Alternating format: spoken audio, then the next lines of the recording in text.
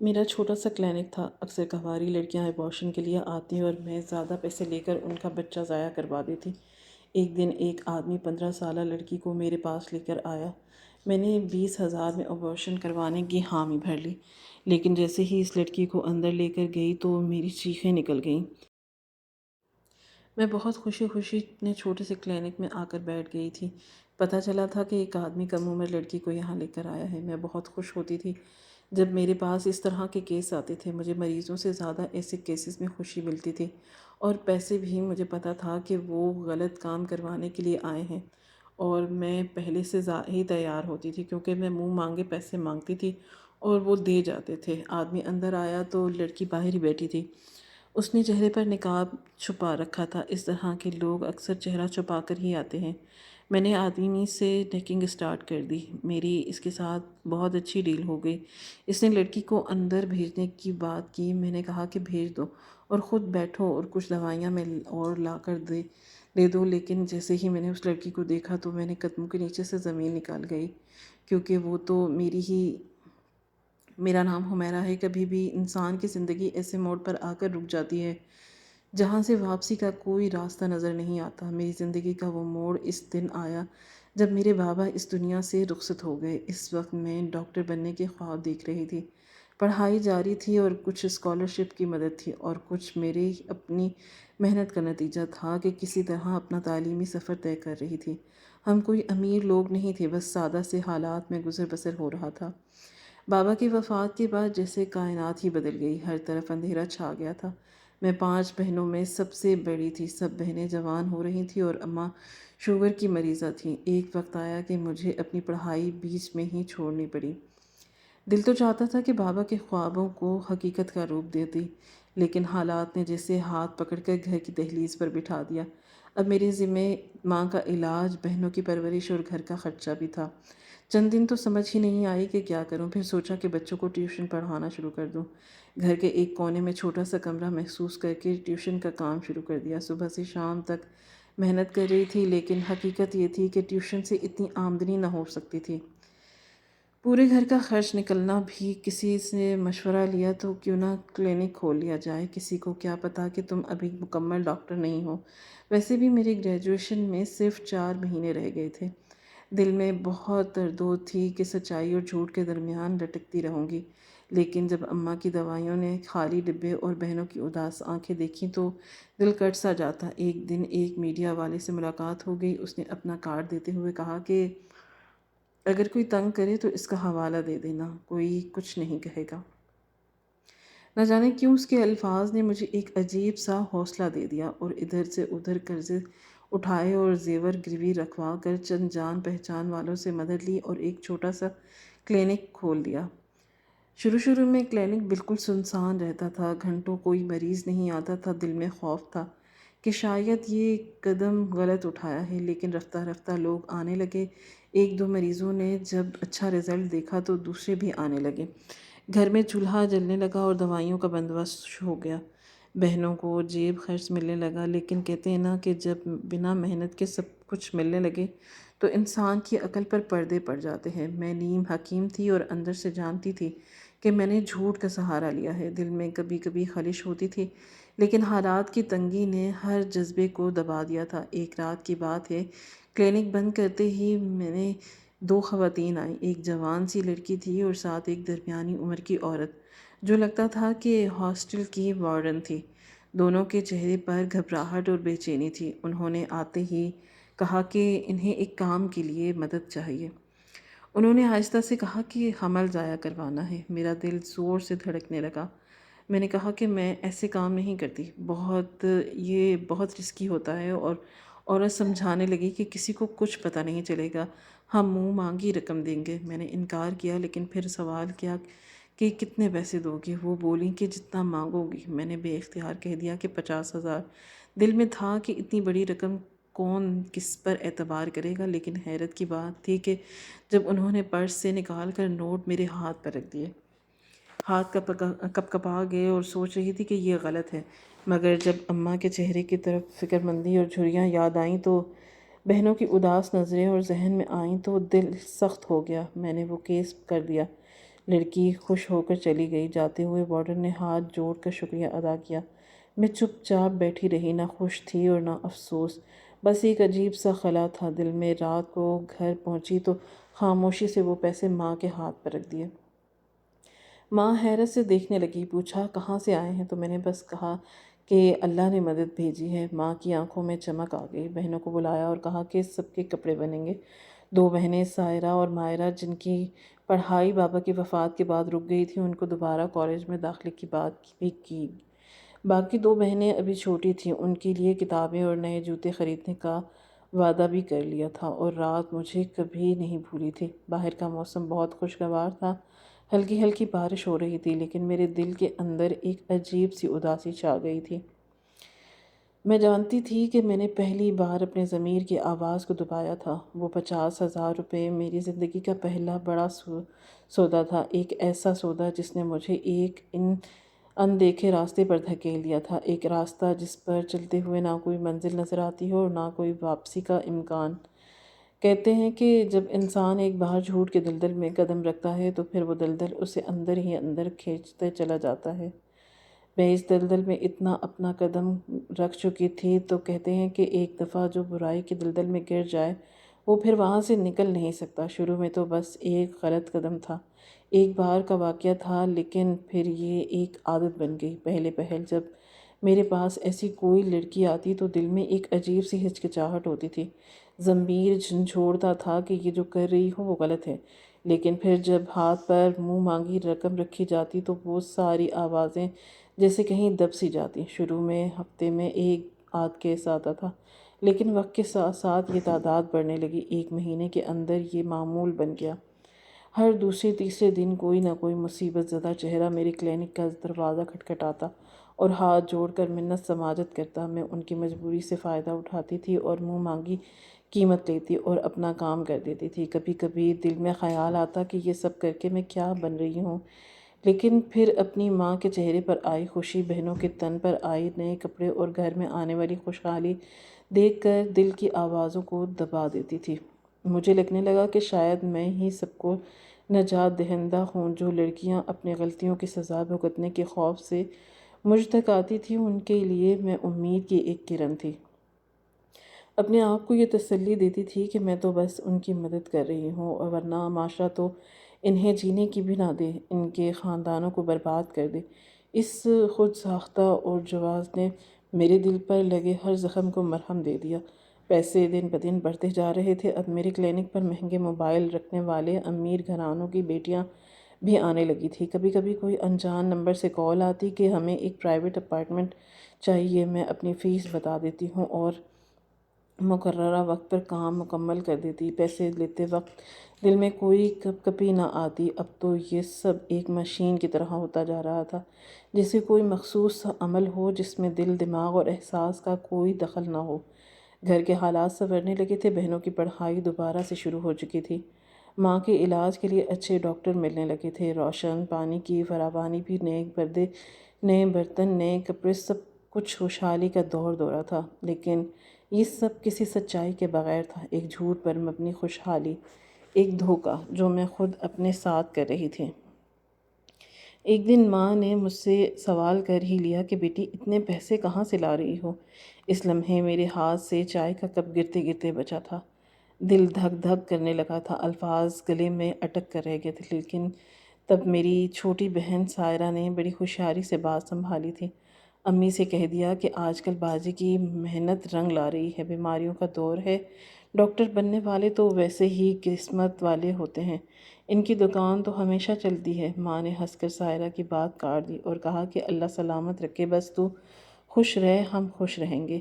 اس دن کے بعد میں نے فیصلہ کر لیا کہ سارے پیسے ماں کے ہاتھ میں رکھ دوں گی۔ کچھ رقم اپنے پاس چھپا کر رکھنے لگی۔ دل میں کہیں نہ کہیں یہ خوف بھی تھا کہ اگر کبھی یہ سب راز کھل گیا تو سب کچھ برباد ہو جائے گا۔ اس لیے اب میں ہوشیار ہو گئی تھی اور معاملات میں چالاکی برتنے لگی تھی۔ یہ سب کرتے ہوئے کبھی کبھی راتوں کو نیند نہیں آتی تھی۔ جب اندھیرے میں بستر پر لیٹے لیٹے اپنی چھت کو گھورتی رہتی تھی تو ماضی کی یادیں جھلکنے لگتی تھیں۔ بابا کا مسکراتا چہرہ، ان کی خواہشیں، ان کی دعائیں مجھے یاد آتیں اور پھر میں اپنی آنکھیں زور سے بند کر لیتی۔ کہ یہ سب بھلا دوں، لیکن دل کے کسی کونے میں چھپتا ہوا احساس باقی رہتا تھا۔ گھر میں بہنوں کی ہنسی خوشی دیکھ کر کبھی دل کو سکون ملتا اور کبھی بے سکونی کا طوفان اندر ہی اندر سب کچھ تہس نہس کر دیتا تھا۔ لیکن میں نے خود کو یہ سمجھا رکھا تھا کہ جو کچھ میں کر رہی ہوں وہ مجبوری میں کر رہی ہوں، میں خود غرضی نہیں ہوں، میں لالچی نہیں ہوں، میں بس حالات کے ہاتھوں مجبور ہوں۔ لیکن یہ سب جھوٹ تھا جو میں اپنے آپ کو دن رات بولتی رہتی تھی۔ کبھی کبھار جب کوئی بہت ہی معصوم صورت والے میرے سامنے روتے بلکتے آتے تو ایک پل کو دل بھر آتا تھا میں اسے منع کر دوں، لیکن جب پھر وہ اپنے ہاتھ میں لفافہ تھماتی تو سارے احساسات بھاگ جاتے تھے۔ لفافہ کھولتے ہی دل کو ایک سکون محسوس ہوتا تھا اور چلو آج کا دن اچھا گیا۔ پھر اسی پیسے سے بہنوں کے لیے تحفے آتے تھے، ماں کے لیے دوائیاں کی تھیلی لیتی تھی اور گھر میں خوشبو بکھر جاتی تھی۔ آج جب ماضی کی ان راہوں میں چلنے لگی تھی تو لگتا تھا کہ میں کہاں تھی، کہاں سے کہاں آ گئی، لیکن اس وقت مجھے بالکل بھی خیال نہیں تھا۔ یہ سب میری روٹین بن چکی تھی، جیسے کوئی معمول کا کام ہو، جیسے صبح اٹھنا اور رات کو سونا۔ کوئی احساس جرم نہیں، کوئی ضمیر کی چبھن نہیں، صرف ایک دن گزارنے کا طریقہ تھا۔ ہر دن ایک ہی جیسا ہوتا جا رہا تھا، نہ کوئی خوشی نہ کوئی غم، صرف ضرورتوں کا بوجھ تھا اور ان کو پورا کرنے کے لیے ایک اندھی دوڑ۔ یقیناً مڈل کلاس لوگوں کا سب سے بڑا مسئلہ یہی ہوتا ہے کہ جب ان کی زندگی میں ذرا سی آسانی آتی ہے، جب تھوڑے سے زیادہ پیسے آنا شروع ہوتے ہیں تو وہ اپنی خواہشات اور ضروریات دونوں کو اتنا بڑھا لیتے ہیں کہ پھر وہی اضافی پیسے بھی کم پڑنے لگتے ہیں۔ میرے ساتھ بھی کچھ ایسا ہی ہونے لگا۔ میں جتنا زیادہ کما کر لا رہی تھی، گھر کے خرچے اسی رفتار سے بڑھتے جا رہے تھے۔ پہلے جس گھر میں صرف ایک موبائل ہوتا تھا جو صرف امی کے پاس ہوتا تھا، اب ہر بہن کے ہاتھ میں اینڈرائیڈ موبائل اور سب اپنی اپنی دنیا میں مصروف۔ اور میں گھر کی ایک مشین بن چکی تھی جو بس پیسہ کماتی تھی دن رات بغیر کسی سوال کے۔ شروع میں یہ سب اچھا لگنا تھا اور گھر والے خوش تھے، چیزیں بہتر ہو رہی تھیں، لیکن جیسے جیسے وقت گزرتا جا رہا تھا دل میں ایک عجیب سی تھکن اور خالی پن بڑھنے لگا تھا۔ ایسا لگتا تھا کہ میں خود کو کھوتی جا رہی ہوں۔ کافی دن ایسے ہی گزر گئے۔ ایک رات جب میں اکیلی بیٹھی تھی، کچھ دیر اپنے لیے وقت نکال کر اپنے اندر کے شور کو خاموش کرنے کی کوشش کر رہی تھی، اچانک دروازہ کھلا اور ایک آدمی اندر داخل ہوا۔ وہ عمر میں کافی بڑا لگ رہا تھا، چہرے پر تھکن اور پریشانی کے آثار نمایاں تھے۔ اس نے جلدی جلدی کہا کہ بی بی، مصیبت میں ہوں، آپ کی مدد چاہیے۔ یہ جملہ اب میرے لیے نیا نہیں تھا، تو تقریباً ہر شخص جو میرے پاس آتا تھا اسی طرح کی بات کرتا تھا۔ اس کے پیچھے ایک لڑکی بھی داخل ہوئی اور وہ مکمل طور پر نقاب میں تھی، یہاں تک کہ اس کی آنکھیں بھی مشکل سے دکھائی دے رہی تھیں۔ وہ دوڑی ڈری سہمی سی پیچھے تھی۔ آدمی نے کہا کہ ایک کیس کرنا ہے، کر دیں گی نا؟ میں نے معمول کے مطابق بھاؤ تاؤ شروع کر دیا۔ 20,000 لگیں گے۔ میں نے کہا کہ ٹھیک ہے، دے دوں گا۔ اس نے فوراً جواب دے دیا۔ میرے دل میں ایک جھجک سی آئی، مجھے لگا کہ شاید میں نے کم پیسے مانگ لیے، ایسے لوگ تو مزید بھی دے سکتے ہیں۔ لیکن پھر میں نے دل کو سمجھایا کہ جو ہو گیا سو ہو گیا۔ میں نے اپنا دھیان کیس کی تیاری پر لگا دیا۔ میرے ساتھ ایک نرس بھی کام کرتی تھی جو کچھ دیر کے لیے گھر گئیں تو میں نے اسے بھی فون کر کے واپس بلوا لیا تھا، کام میں آسانی ہو جو۔ میں نے آدمی سے کہا کہ لڑکی کو اندر بھیج دو۔ وہ بولا کہ جی بھیجتا ہوں۔ لڑکی کو دیکھ کر ایک لمحے کو میرا دل عجیب سا ہو گیا۔ اس کے چہرے میں ایک عجیب لاچاری تھی، جیسے دل سے مجبور ہو کر آئی ہو۔ میں دل ہی دل میں سوچنے لگی کہ یہ عمر رسیدہ آدمی کون ہے؟ کیا یہی اسے اس دلدل میں لایا ہے؟ کتنی معصوم لگ رہی تھی وہ لڑکی۔ دل میں ایک ہلکی سی ہمدردی کی لہر اٹھی، لیکن میں نے جلدی سے خود کو سنبھالا۔ میں یہاں جذبات دکھانے نہیں آئی تھی۔ اس وقت میرا فون بار بار بجنے لگا، اسکرین پر امی کا نام جگمگا رہا تھا۔ دل میں ایک جھجک سی ہوئی کہ شاید کوئی ضروری بات ہو، لیکن پھر سوچا کہ گھر میں سب کچھ ٹھیک ہی ہوگا۔ میں نے کال نظر انداز کر دی اور پوری توجہ کیس پر کی۔ میں جانتی تھی کہ اگر میں اس وقت گھر کی کسی بات میں الجھ گئی تو یہ کیس ہاتھ سے نکل جائے گا۔ میں نے لڑکی کو اندر بلایا، کمرے کا دروازہ بند کیا اور دل میں دعا کی کہ یہ کام جلدی نمٹ جائے تاکہ میں گھر واپس جا سکوں۔ دل میں ایک عجیب سا بوجھ تھا، لیکن حالات اور مجبوریوں نے میرے اندر کے احساسات کو دبا دیا تھا۔ میں ایک بار پھر کام کی دنیا میں داخل ہو چکی تھی۔ اپنی ذات کو ایک طرف رکھ کر صرف ایک ربورٹ کی طرح میں نے جیسے ہی اس لڑکی کی طرف قدم بڑھایا، میرا دماغ بس ایک ہی بات پر اٹکا ہوا تھا کہ جلدی جلدی کام ختم ہو، میں فارغ ہو کر گھر جا کر سکون سے رہوں۔ میری ماں کا فون مسلسل بج رہا تھا اور میں بار بار اسے نظر انداز کر رہی تھی۔ چلو جلدی سے نقاب اور چادر اتار دو، میں نے قدرے سخت لہجے میں کہا تھا، کیونکہ میرے اندر ایک عجیب سی بے چینی پھیل رہی تھی۔ لیکن وہ لڑکی اپنی جگہ پر یوں سمٹی ہوئی بیٹھی رہی جیسے میری آواز اس تک پہنچی ہی نہ ہو۔ اس کے ہاتھ کانپ رہے تھے اور اس کی سانسیں تیز تیز چل رہی تھیں۔ مجھے غصہ آیا تھا۔ میں نے فون اٹھا کر ایک بار ماں سے بات کر لی تاکہ دل بھی مطمئن ہو جائے اور یہ بات بھی مکمل کر سکوں۔ جیسے ہی میں نے فون کان سے لگایا تو امی کی گھبرائی ہوئی آواز میرے کانوں میں گونجی، بیٹا سائرہ کا کچھ پتہ نہیں چل رہا، وہ ابھی تک کالج سے واپس نہیں آئی۔ میرے جسم میں ایک جھٹکا سا لگا۔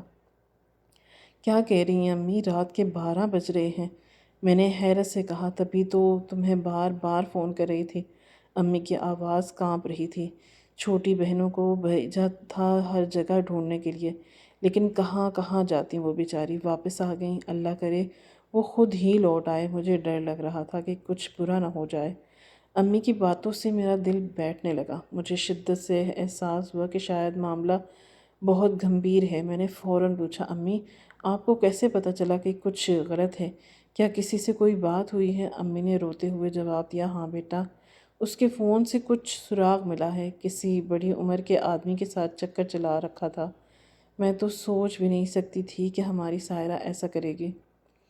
میرے ہاتھ بھی کانپنے لگے۔ امی میں کیا کر سکتی ہوں؟ یہاں سے میں تو آپ لوگوں کے لیے، آپ سب کے پیٹ کی دوزخ کو بھرنے کے لیے حرام کما رہی ہوں، اور یہ بچی ایسی حرکتیں کر رہی ہے۔ میرے الفاظ آنکھوں کے سامنے دھندلا رہے تھے۔ دل میں غصہ، دکھ، شرمندگی سب کچھ ایک ساتھ ابلنے لگا تھا۔ میں فون پر بات کر رہی تھی کہ اچانک پیچھے سے ہلکی ہلکی سسکیوں کی آواز سنائی دی۔ میں نے گردن گھما کر دیکھا تو وہی لڑکی جو نقاب میں اوڑھے بیٹھی تھی زور زور سے رونے لگی۔ میرے اندر ایک عجیب سا خدشہ بھر آیا۔ دل زور زور سے دھڑکنے لگا۔ یہ کیوں رو رہی ہے؟ میں نے دل ہی دل میں سوچا۔ میں تیزی سے اس کی طرف قریب ہو گئی اور کہا کہ اتارو اپنا نقاب۔ ابھی اور اسی وقت لڑکی نے کانپتے ہاتھوں سے اپنا نقاب اتارا اور جیسے ہی اس کا چہرہ نظر آیا میرے قدموں تلے سے زمین کھسک گئی۔ میرے سامنے سائرہ کھڑی تھی، میری اپنی چھوٹی بہن۔ چند لمحوں کے لیے مجھے لگا کہ شاید میں کوئی برا خواب دیکھ رہی ہوں۔ میری آنکھیں پھٹی کی پھٹی رہ گئیں۔ میرے ہاتھ سے فون نیچے گر کر ٹوٹ گیا، لیکن مجھے اس کی کوئی پرواہ نہیں تھی۔ سائرہ، میں نے بے یقینی سے کہا۔ آواز میری اپنی بھی نہیں پہچانی جا رہی تھی۔ وہ ہاتھ جوڑ کر میرے سامنے کھڑی ہو گئی، آنکھوں سے آنسو مسلسل بہہ رہے تھے۔ باجی معاف کر دو، باجی معاف کر دو، صبح کرتی ہوں۔ وہ بری طرح رو رہی تھی۔ میرے اندر جیسے کسی نے لاوا بھر دیا تھا۔ میں دھاڑے ہوئے چلائے جا رہی تھی، یہ تمہاری محبت، یہ تمہاری عزت، یہ ہے ماں باپ کی تربیت۔ میرے الفاظ خنجر بن کر اس کے دل میں اتر رہے تھے، لیکن مجھے کچھ ہوش نہیں تھا۔ جو میں منہ میں آیا اسے سنا دیا۔ شرم نہیں آئی تمہیں؟ جس ماں نے تمہیں پالا، جس باپ نے اپنی ہڈیوں کا گودا نچوڑ کر تمہیں پڑھایا، تم نے انہیں یوں رسوا کر دیا؟ وہ رو رہی تھی، زمین پر بیٹھ کر میرے قدموں میں گرتی رہی۔ باجی غلطی ہو گئی، محبت میں اندھی ہو گئی تھی۔ میں نے غصے سے کہا کہ محبت؟ یہ محبت ہے؟ تم نے جس کے ساتھ محبت کی وہ خود تمہارے باپ کی عمر کا ہے۔ تمہیں عقل نہیں آئی؟ تمہاری معصومیت کا فائدہ اٹھایا اس نے، اور تم خوشی خوشی اس کے ساتھ یہاں چلی آئی۔ میری آنکھوں کے سامنے اندھیرا سا چھانے لگا تھا۔ میں نے اپنے بالوں کو مٹھی میں جکڑ لیا۔ کیا اسی دن کے لیے میں دن رات خون پسینہ ایک کر کے کما رہی تھی؟ کیا اسی دن کے لیے اپنی عزت نیلام کر رہی تھی تاکہ تم میری عزت کی چادر کو یوں پامال کرو؟ سائرہ ہچکیاں لے لے کر رو رہی تھی۔ باجی مجھے معاف کر دو، میں نہیں جانتی تھی کہ وہ مجھے کہاں لے آئے گا۔ اس نے کہا تھا کہ شادی کرے گا مجھ سے، شادی۔ میں نے کہا مارا جو زیادہ تر تڑپ کا اظہار تھا۔ تمہیں یہ دن دیکھنا تھا، وہ شادی کرے گا؟ وہ تو اپنا گناہ چھپانے کے لیے تمہیں یہاں لایا ہے تاکہ تمہارا وجود ہی ختم کر دے۔ سائرہ نے اپنے آنسوؤں سے بھیگی ہوئی آنکھوں سے میری طرف دیکھا۔ باجی میں بہت ڈر گئی تھی، مجھے سمجھ نہیں آ رہی تھی کہ میں کیا کروں۔ میری آنکھوں سے آنسو ٹپکنے لگے، میں نے اسے زور سے گلے لگا لیا۔ کیوں کیا سائرہ، کیوں؟ اس نے تھر تھر کانپتے ہوئے ہاتھوں سے مجھے محبت سمجھی بیٹھی تھی۔ اسے نہیں باجی جب ہوش آیا تو بہت دیر ہو چکی تھی۔ میں جانتی تھی کہ اب الزام دینا بے فائدہ ہے، وقت ہاتھ سے نکل چکا ہے۔ میرے دل میں نفرت اور محبت دونوں ایک ساتھ ہلچل مچاتے ہوئے تھے۔ میں نے خود کو سنبھالا، گہری سانس لی۔ اب غصے یا چیخنے کا وقت نہیں، اب صرف فیصلے کا وقت ہے سائرہ۔ آنسو اب تھم چکے تھے، لیکن اس کی حالت دیکھ کر میں نے فیصلہ کیا کہ اب مجھے وہی کرنا ہوگا جو میں ہر روز دوسروں کے ساتھ کرتی ہوں۔ چاہے جتنا بھی دل روئے، جتنا بھی روح چلائے، مجھے اس کی عزت بچانی ہوگی، اس کی جان بچانی ہوگی۔ میں نے سخت لہجے میں کہا، چلو کام شروع کرتے ہیں۔ جو ہونا ہے وہ ہو چکا، اب کم از کم اپنی اور ہمارے خاندان کی عزت کو مزید رسوا ہونے سے بچانا۔ سائرہ نے آہستہ آہستہ سے سر ہلایا۔ میں نے نرس کو بلایا اور سائرہ کو کام کے لیے تیار کیا۔ میرے ہاتھ کپ کپا رہے تھے، لیکن میں نے خود کو مضبوط بنایا۔ اب میں صرف ایک بہن نہیں تھی، میں ایک محافظ تھی، ایک دیوار تھی جسے ہر قیمت پر اپنی بہن کو زمانے کی نظروں سے بچانا تھا۔ دل میں طوفان اٹھ رہے تھے، آنکھوں میں بے شمار سوالات تھے، لیکن زبان پر خاموشی کی مہر تھی، اور ہاتھوں میں صرف کام کی ذمہ داری۔ سائرہ کی جان اور عزت کو بچا لیا، لیکن دل کے اندر ایک طوفان مچ رہا تھا۔ میں نے اس آدمی کو خوب سنائی، اور جو اپنی جوان بیٹیوں اور بیوی کے ہوتے ہوئے کسی اور کی بچی کو بہلا پھسلا کر یہاں تک لے آیا تھا۔ میں نے اسے کڑوی کسیلی باتیں سنائی، اسے خوب شرم دلائی کہ اپنی بیٹیوں کی عمر کی لڑکی کو بہلا کر ان کی زندگیاں تباہ کرتے ہو۔ کچھ تو شرم کر لو، کچھ تو خدا کا خوف کر لو۔ میں نے اسے صاف صاف کہہ دیا تھا کہ اگر دوبارہ سائرہ کے قریب آنے کی کوشش کی تو میں اس کی بیوی اور بیٹیوں کو سب کچھ بتا دوں گی۔ اس کی شکل پر ہوائیاں اڑنے لگیں اور ہاتھ جوڑنے لگا کہ خدا کے واسطے کسی کو کچھ نہ بتانا۔ میں نے کہا کہ سائرہ سے بھی دور ہو اور اپنے کرتوتوں سے پر شرم کرو۔ وہ آدمی کسی طرح سے جان بچا کر وہاں سے نکل گیا اور پھر کبھی سائرہ کے قریب آنے کی ہمت نہ کی۔ جب میں یہ سب قصہ ختم ہوا تو گھر میں ایک نئی پریشانی کھڑی ہو گئی۔ ماں بار بار یہی کہہ رہی تھی کہ جلدی سے سائرہ کی شادی کرو تاکہ بات دب جائے اور کسی کو کچھ پتہ نہ چلے۔ میں نے ماں سے کہا کہ تم لوگوں کی خاطر میں نے کتنے غلط کام کیے، میری زندگی میں جو اندھیرے آئے اور تم لوگوں کی خواہشات کی وجہ سے آئے، اور اب جب اپنی ہی بہن کے ساتھ یہ سب کچھ ہو گیا تو تم پھر بھی دھوکہ دینے کی سوچ رہی ہو۔ میں نے صاف انکار کر دیا، میں کسی کی زندگی تباہ کرنے کا حصہ نہیں بنوں گی۔ جو ہونا تھا ہو چکا، اب ہم کسی کی زندگی سے کھیلنے کا گناہ مزید اپنے سر نہیں لے سکتے۔ میں نے کہا کہ اگر کسی نے دھوکہ دینا ہے تو تم لوگ دو، لیکن میں اب اس دلدل کا حصہ نہیں بنوں گی۔ میری بات پر گھر میں ماحول کچھ دیر کے لیے بالکل سن ہو گیا۔ کوئی کچھ بول ہی نہ سکا، سب کے چہروں پر ہوائیاں اڑنے لگیں، کیونکہ انہیں اندازہ ہو چکا تھا کہ اب میں وہ پرانی والی نہیں رہی جو ہر بات پر سر جھکا دیتی تھی۔ اب میں اپنے اصولوں پر قائم رہنے والی تھی۔ اس واقعے کے بعد میں نے دل میں ایک پکا ارادہ کر لیا کہ میں اب کوئی ایسا کام نہیں کروں گی جو اللہ کو ناراض کرے۔ میں نے فیصلہ کر لیا کہ جیسے ہی قرضے اتارنے ہیں اور پھر اس گندے دھندے سے نکل جانا ہے۔ میں نے دن رات محنت کی، ہر ظلم سہتے ہوئے، ہر طعنہ برداشت کرتے ہوئے اپنے مقصد کی طرف بڑھتی رہی۔ بارہا دل ہار گئی، کئی بار لگا کہ بس اب ہمت جواب دی جائے گی، لیکن پھر اللہ کا خوف اور اپنے ضمیر کی آواز سن کر خود کو سنبھالتی رہی۔ بالآخر وہ دن آ گیا جب میں نے آخری قسط کا قرض بھی اتار دیا۔ میں نے وہ کلینک بند کر دیا جہاں میں اپنے ہاتھوں سے حرام کما رہی تھی، جہاں میں لوگوں کے گناہوں پر پردے ڈال کر بدلے میں پیسے لے رہی تھی، جہاں میں بے گناہ جانیں ضائع کر رہی تھی۔ میں نے وہ دروازہ بند کر دیا ہمیشہ کے لیے۔ اب سوال یہ تھا کہ اگلا قدم کیا ہوگا۔ وہ تھوڑے بہت پیسے جو بچائے تھے ان کو لے کر ایک چھوٹا سا جنرل اسٹور لیا۔ دکان چھوٹی سی تھی، سامان بھی بہت محدود تھا، لیکن دل کو سکون تھا کہ جو کما رہی ہوں وہ حلال ہے۔ کسی کی زندگی برباد کر کے میں نہیں کما رہی۔ نہ ہی کسی معصوم کی چیخیں سننے کو ملتی تھی اور نہ ہی کسی کی مجبوریاں، سسکیاں۔ آہستہ آہستہ دکان کا کام چل نکلا، اللہ نے برکت ڈال دی۔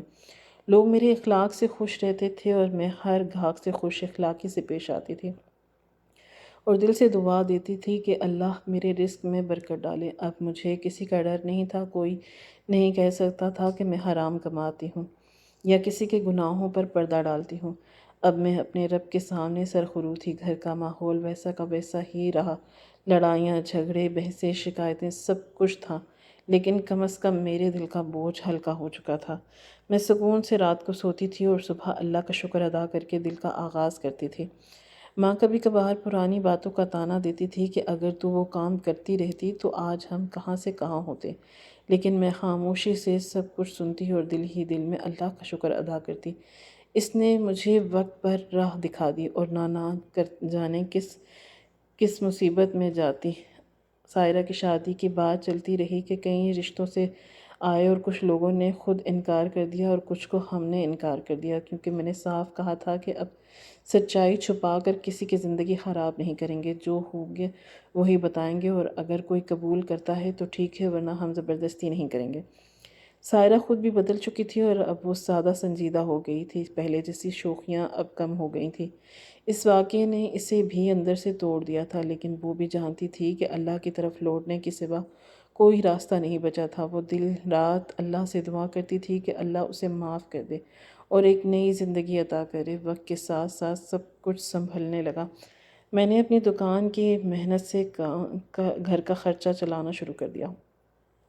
اچھا کھاتے تھے، اچھا پہنتے تھے، کسی کے آگے ہاتھ نہیں پھیلانے پڑتے تھے۔ سب سے بڑھ کر دل کا سکون تھا، جو بھی کر رہی تھی وہ اللہ کی خوشنوی کے لیے کر رہی تھی۔ میں نے اپنی ساری پرانی زندگی کو ایک سبق بنا کر رکھ دیا تھا، خانوں میں دفن کر دیا تھا۔ میں نے خود سے وعدہ کر لیا کہ اب کوئی ایسا قدم نہیں اٹھاؤں گی کہ جس سے میرا ضمیر ملامت کرے یا میرا رب ناراض ہو جائے۔ میری منزل اب صاف تھی، میرا رستہ اب سیدھا تھا اور میرا دل مطمئن سا۔ دن رات محنت کرتے کرتے میں نے اپنی دکان کو مزید بڑا کر دیا تھا۔ اب میرے پاس اتنا سامان ہوتا تھا کہ آس پاس کے لوگ بھی مجھ سے خریداری کرنے آتے تھے۔ کبھی کبھی سوچتی تھی کہ اگر میں پہلے ہی یہ راستہ اپنا لیتی تو آج شاید سب کچھ بہتر ہوتا، لیکن پھر دل سے آواز آتی کہ اللہ کی رحمت سے کبھی مایوس نہ ہو، ہر چیز کا ایک وقت ہوتا ہے، اور وہ اب ہو رہا ہے اور بہتر ہو رہا ہے۔ میرے ارد گرد کے لوگ بھی اب میری عزت کرنے لگے تھے۔ پہلے وہ جو لوگ پیٹھ پیچھے باتیں کرتے تھے اب سلام کرتے تھے اور دعائیں دیتے تھے۔ یہ سب اللہ کا کرم تھا، جس نے مجھے گناہوں کے اندھیرے سے نکال کر روشنی کی طرف لا کھڑا کیا تھا۔ میں اب صرف اپنے لیے نہیں بلکہ اپنی بہنوں کے لیے بھی ایک مثال بن گئی تھی کہ چاہے جتنی بھی مشکل ہو، سچائی کا راستہ نہ چھوڑو، حلال روزی کماؤ اور اللہ پر بھروسہ رکھو۔ ناظرین، آپ کو آج کی یہ کہانی کیسی لگی؟ کامنٹ باکس میں اپنی رائے کا اظہار ضرور کریں۔ خواہش صرف اتنی ہے کہ کچھ الفاظ لکھوں جس سے کوئی گمراہی کے راستے پر جاتے جاتے رک جائے، اور نہ بھی رکے تو سوچ میں ضرور پڑ جائے۔ دوستوں، امید کرتی ہوں کہ آپ کو یہ ہماری کہانی اچھی لگی ہوگی۔ کہانی پسند آئی ہو تو ویڈیو کو لائک کریں، کامنٹ کریں، شیئر کرنا نہ بھولیں، اور ہاں، اگر آپ اس چینل پر نئے ہیں تو اس چینل کو سبسکرائب کریں اور نوٹیفیکیشن کو ضرور دبائیں تاکہ ہر آنے والی ویڈیو آپ کو پہلے مل سکے۔ ملتے ہیں کل ایک نئی کہانی کے ساتھ۔ اللہ حافظ۔